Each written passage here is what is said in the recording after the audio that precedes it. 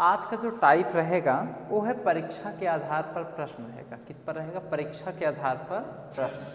आज के क्वेश्चन जो रहेंगे परीक्षा के आधार पर, आज के क्वेश्चन परीक्षा के आधार पर रहेंगे। ठीक, तो इसमें हम आपको कुछ इसमें टिप्स बताएं। जैसे कहीं कहीं हम शॉर्ट फॉर्म में लिखेंगे, जैसे टीएम। टीएम का मतलब होता है टोटल मार्क्स। क्या होता है? करा देंगे, पहले ये तो हो जाए, कंप्लीट हो जाए, करा देंगे। फिर देखो टीएम का मतलब टोटल मार्क्स। ठीक, फिर टीएम का मतलब, फिर टीएम के बाद एक होता है इसमें पीएम। पीएम का मतलब जहां हम पीएम लिखेंगे उसका मतलब होता है पास मार्क्स। क्या होता है? हाँ, पास मार्क्स। जैसे ये सब आपको पता रहने चाहिए। उसके बाद एक आपका पीएम के बाद इसमें एक लिखा है आपका पीपी। पीपी, पीपी का मतलब होता है पास परसेंट। क्या होता है?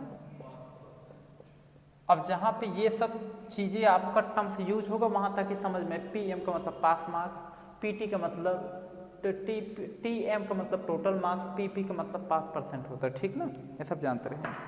अब हम यहाँ पे टाइप लिखते हैं परसेंट अंकों की तुलना के आधार पर। अब ध्यान समझिएगा, ये क्लियर हो गया अब आपका। अब देखिए टाइप हम लिख रहे हैं,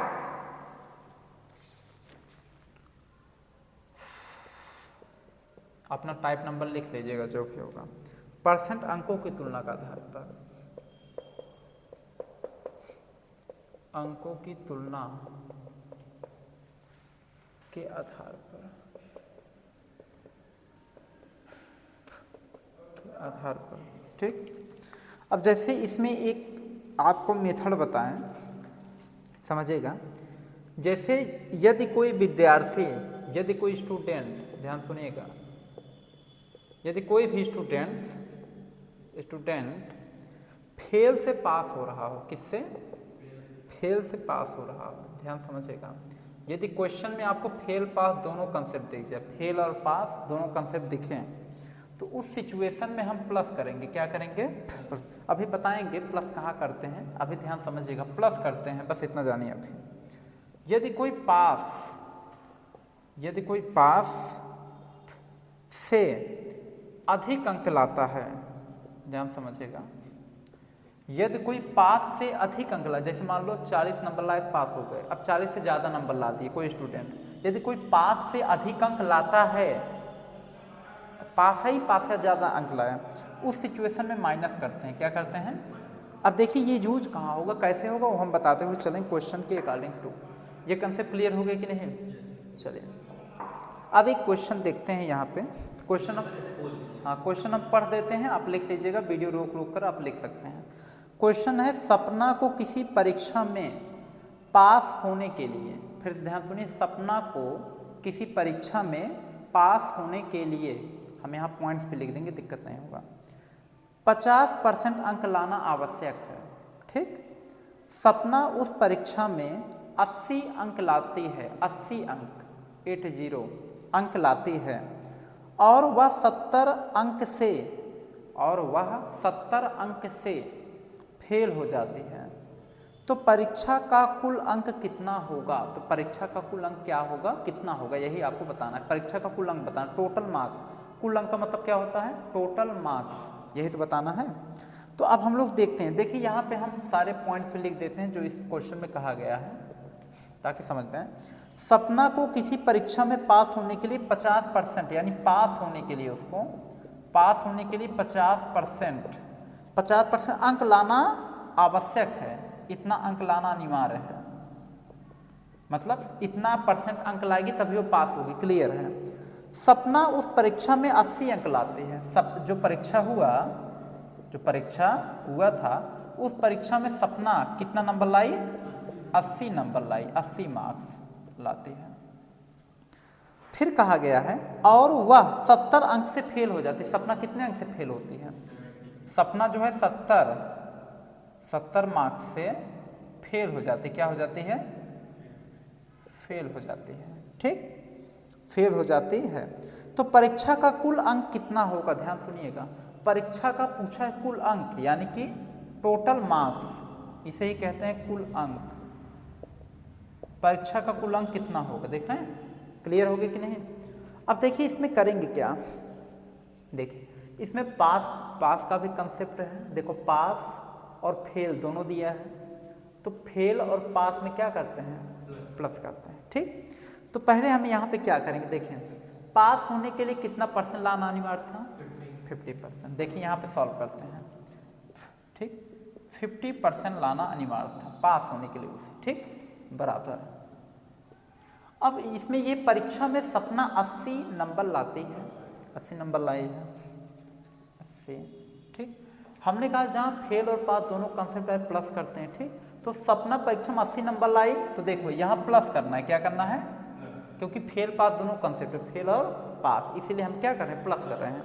तो यहाँ पे मैंने किया 80 प्लस, फिर देखो सपना 70 नंबर लाकर मतलब सपना जो है 70 नंबर से फेल हो जाती है, 70 नंबर फेल, 80 नंबर लाई 70 नंबर फेल हो रही है, तो यहाँ 70 प्लस कर दिए। ठीक, अब देखिए तो कहा गया है कि सपना का कुल अंक मतलब कुल परीक्षा का कुल अंक कितना था, टोटल अंक कितना था ये देखना था, तो यही परीक्षा का कुल अंक हमें निकालना है। ठीक, पता नहीं निकालना है, तो देखें 80 और 70 150, यही ना, 50% पे 150 आ गया, तो 1% पे कितना आएगा, 1% निकालेंगे 50 का भाग कर देंगे 150 में, 5 3 15, यानी 1% पे मान 3 आ रहा है। तो अगर 100% पे हम निकालेंगे, 100% निकालें, 100 को गुणा 3 में कर दो, 100 गुणे 3 बराबर 300 मार्क्स, आगे कि नहीं, यानी कि 1% पे 3 मार्क्स, तो 100% पे 300 मार्क्स। ठीक, यानी अगर देखा जाए टोटल मार्क्स कितना आया, 300, ये आंसर, यही पूछा था। कुल अंक कितना होगा, 300 मार्क्स होगा। समझ में आ रहा है कि नहीं, एकदम क्लियर हुआ, क्वेश्चन समझ में आ रहा है। यह आपका पहला क्वेश्चन था। अब एक माइनस वाला भी क्वेश्चन देखते हैं। ठीक, एक एक करके देखते जाइए आप। हाँ, क्वेश्चन इस टाइप का होना चाहिए ना, क्वेश्चन इस टाइप का होना चाहिए। रुकिए, इस टाइप का क्वेश्चन है, बता रहे हैं। अब देखिए यहाँ पे अगला क्वेश्चन क्या है,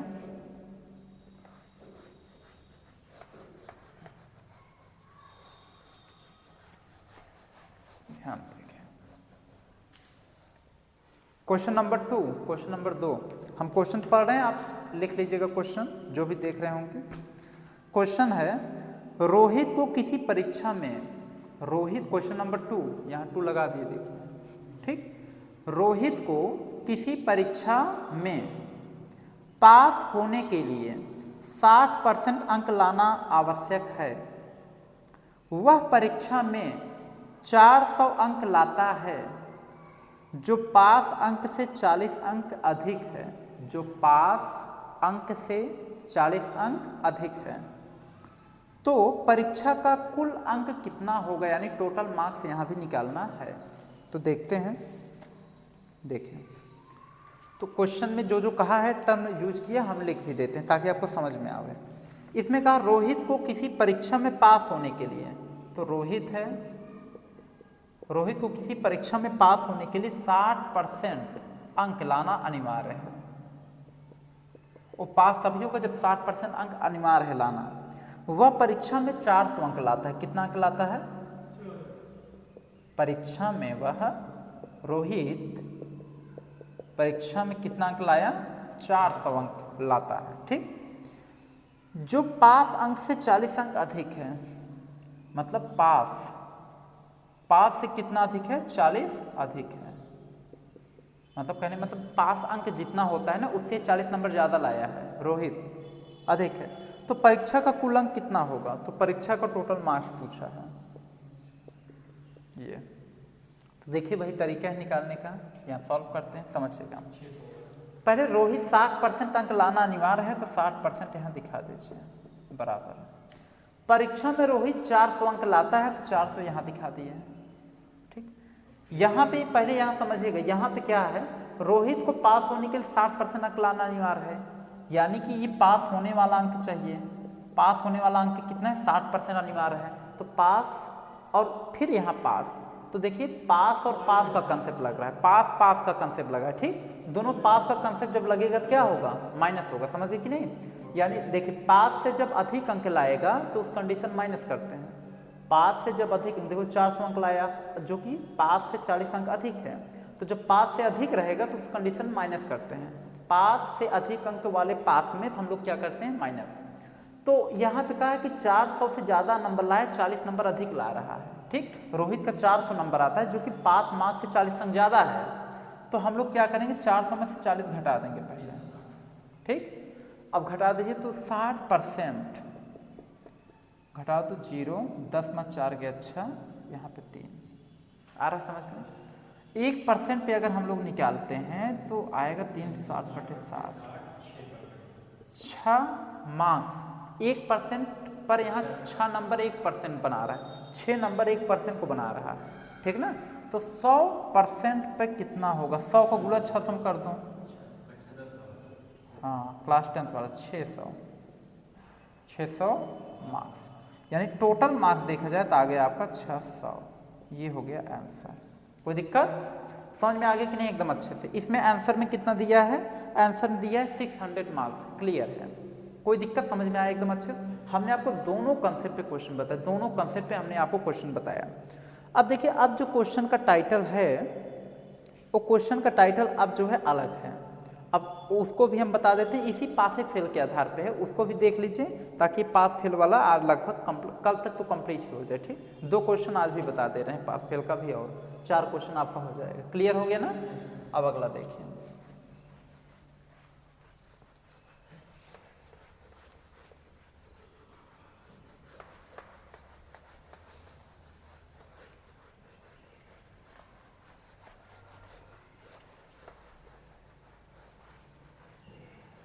अब देखिएगा अगला जो नेक्स्ट है, अब हम आपको 1-2 फार्मूला बताते हैं।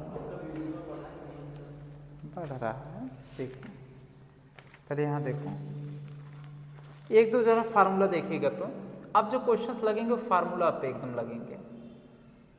फार्मूला नंबर फर्स्ट देखिए, अब फार्मूला क्या, टोटल मार्क्स निकालने का एक हम फार्मूला बता रहे हैं। टोटल मार्क्स इक्वल टू अंक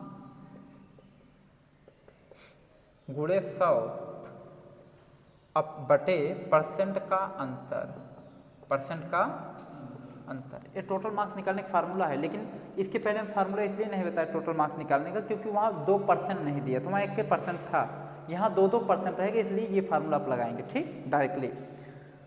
उसके बाद पास मार्क्स का फार्मूला क्या है, पास मार्क्स बराबर अंक गुणे पास परसेंट अपान परसेंट में अंतर, परसेंट में अंतर। अब क्वेश्चन देखा जाए, देखिए क्वेश्चन अब हम बोल रहे हैं, एक क्वेश्चन बोल रहे हैं उस पर लगा रहे हैं, फिर देखते हैं, ठीक। क्वेश्चन आप ध्यान सुनिए, क्वेश्चन हम बोल रहे हैं, देखिए क्वेश्चन लिख लीजिए। क्वेश्चन नंबर 3 है, अब आपका यहाँ पर लिख देते हैं क्वेश्चन नंबर 3, ठीक। इन्हीं दोनों फार्मूले पे क्वेश्चन लगेगा। देखिए सपना को किसी परीक्षा में पास होने के लिए 50% अंक लाना आवश्यक है, वह 40% अंक लाती है और 60 अंकों से फेल हो जाती है, 60 अंकों फेल हो जाती हैं, तो इस परीक्षा का टोटल मार्क्स और पास मार्क्स कितना होगा, यही बताना है। तो यहाँ पे हम लिख देते जो जो बोला है, कहा है सपना को किसी परीक्षा में पास होने के लिए 50% अंक लाना आवश्यक है, यानी सपना है इसको जो है 50% अंक लाना आवश्यक है। उसके बाद वह 40% अंक लाती है, सपना लाती कितना है 40% अंक, इतना लाती है और 60 अंकों से फेल हो जाते, जो सपना है 60 अंक से, अंक है परसेंट नहीं, 60 अंक से क्या होती है, 60 अंक से फेल हो जाती है। तो इस परीक्षा का टोटल मार्क्स और पास मार्क्स कितना है, तो टोटल मार्क्स और पास मार्क्स कितना है, यही क्वेश्चन में पूछा है, कितना है। ठीक, यानी पास मार्क्स और टोटल मार्क्स आपको बताना है। ठीक ना। अब हम लोग देखते हैं, ध्यान समझिएगा। तो इसमें पहले हम लोग निकालते हैं टोटल मार्क्स। क्या निकालते हैं? Total marks. तो टोटल मार्क्स में अंक का है, सिंपल अंक। तो सिंपल अंक कहाँ है? 60 अंक, यही तो है। 60 गुणे 100 ना अपान। अच्छा, ये फार्मूला हम पीछे क्यों नहीं यूज किए? क्योंकि पीछे 2% नहीं था, 2% नहीं दिया था, 1% था। यहाँ देखो, यहाँ 2% है, 50%, 40%। जहाँ पे 2% रहेगा वहीं ये फार्मूला यूज होगा, समझते रहेगा। 1% रहेगा तो पहला वाले क्वेश्चन की तरह सॉल्व कीजिएगा। ठीक, अब देखिए यहाँ पे परसेंट का अंतर का है, तो 50 में से 40 घटा दीजिए। अंतर मतलब माइनस होता है, परसेंट का अंतर 50 माइनस 40, बस सॉल्व कर लीजिए। परसेंट का अंतर बराबर 60 गुणे 100, 6000 बटे 50 में 40 गया, कितना आएगा? 10 ना, कट गया, 0 0 कट गया, तो टोटल मार्क्स कितना आया? 1% ही टोटल परसेंट हो गया। देखो टोटल मार्क्स निकाल रहे हैं ना, हाँ 1% पे 6, तो 100 पे 600, टोटल मार्क्स कितना आ गया? 600। यानी कि कुल मार्क्स कितना हो गया? 600, यही निकालना था। टोटल मार्क्स निकाल, टोटल मार्क्स 600 आ गया। उसके बाद फिर आपको पास मार्क्स निकालना। क्या निकालना है? Pass marks. इसमें अंक कितना है? 60 गुणे पास, परसेंट कितना? पास होने के लिए परसेंट कितना चाहिए? 50। हाँ, यानी कि सपना को पास होने के लिए 50% अंक लाना आवश्यक है। तो पास मार्क्स हो गए 50, परसेंट में अंतर अभी घटाए, 50 में 40 घटा देंगे, 10 आएगा। 5 छक 30, 5 छक 30 यानी 300। यानी आपका पास मार्क्स कितना आ गया? यानी कि सपना को पास मार्क्स यानी पास होने के लिए जो मार्क्स चाहिए वो 300 चाहिए, इससे कम पाएगी फेल हो जाएगी। समझ गए कि नहीं? और टोटल मार्क्स कितना है? 600। दो ही पूछा था, टोटल मार्क्स और पास मार्क्स आपने दोनों कंप्लीट निकाल दिए। ठीक, अब एक क्वेश्चन हम देते हैं, इसे घर से आप करके आएंगे। ठीक ना, हम बोल देते हैं, सेम इसी फार्मूले पर करके आना है। ठीक, एकदम सिंपल है, इसमें कुछ बड़ी बात नहीं है। तो क्वेश्चन आप सब लिख लें, हम बोल रहे हैं क्वेश्चन लिखें, लिखेगा। मोहन को किसी परीक्षा में पास होने के लिए, मोहन को किसी परीक्षा में पास होने के लिए 60% यानी 60% अंक लाना आवश्यक है। वह 70%, 70 मतलब 70% अंक लाता है, जो पास अंक से 30 अंक अधिक है, जो पास अंक से 30 अंक अधिक है। तो परीक्षा का टोटल मार्क्स यानी कि कुल नंबर और पास मार्क्स यानी PM यानी पास मार्क्स कितना होगा, यही आपका क्वेश्चन है। सेम जैसे आपने ये पढ़ा है, जैसे हमने इस टाइप से बना बना के लिखा है, आप ऐसे इसको लिख कर, यहाँ भी देखिए 2% दिया है, एक नंबर दिया है ना, एक अंक दिया है, 2% दिया है और एक अंक दिया है। तो यहाँ पे आप रख कर, इस पर रख कर इसका टोटल मार्क्स और पास मार्क्स दोनों निकाल सकते हैं। समझ गए? क्वेश्चन नंबर 4 में जो मैंने अभी बोला, एकदम देख लीजिए एक बार फार्मूला एकदम अच्छे से। ठीक, लिख लीजिए। तो आज के लिए बच्चों इतना ही, इसके आगे का वीडियो अब आपका नेक्स्ट डे बनेगा।